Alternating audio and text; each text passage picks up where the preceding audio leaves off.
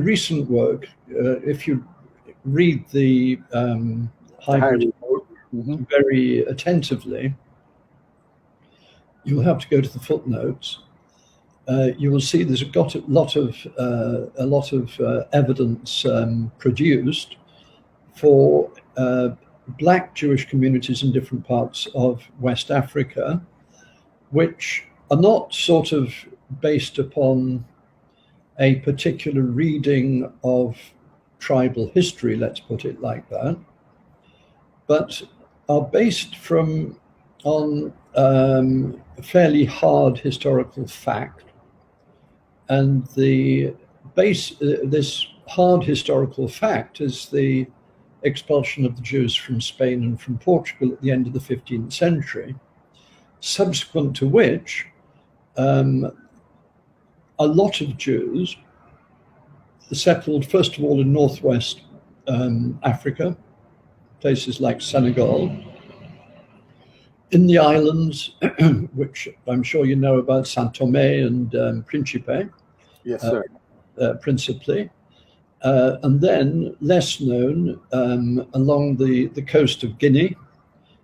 so that in the middle of the 16th century, 1560 to be precise, the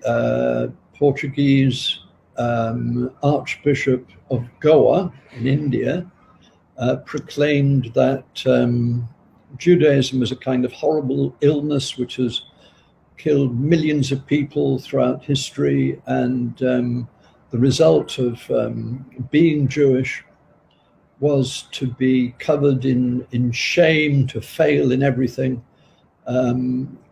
even among the black Jews of Guinea. So, in other words, the existence of Jews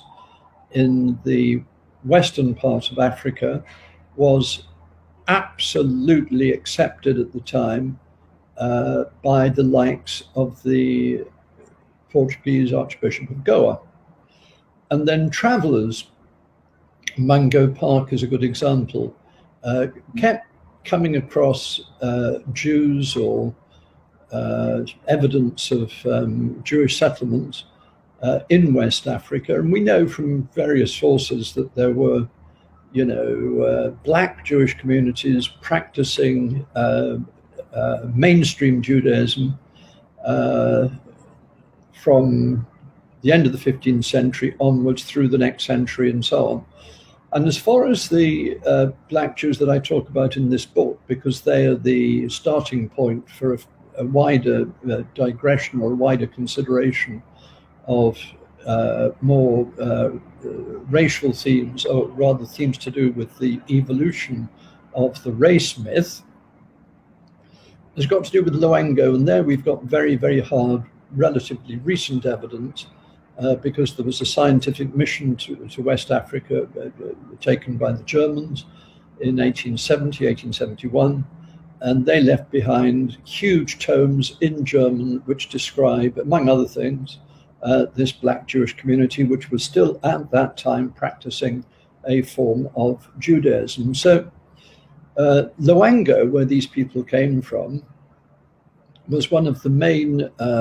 slave exporting kingdoms in West Africa. And therefore, it is entirely likely that some slaves anyway, I'm not saying it's all slaves, and I certainly don't subscribe to the idea that all African Americans are naturally Israelites and they have replaced the Jews in the Great Dispensation. I'm not saying that at all. I'm saying that some Jews, both in Central America and in the United States, had every reason to be influenced by the Judaism that we know to have existed in the 18th century when they crossed to the Americas, either from Loango or from points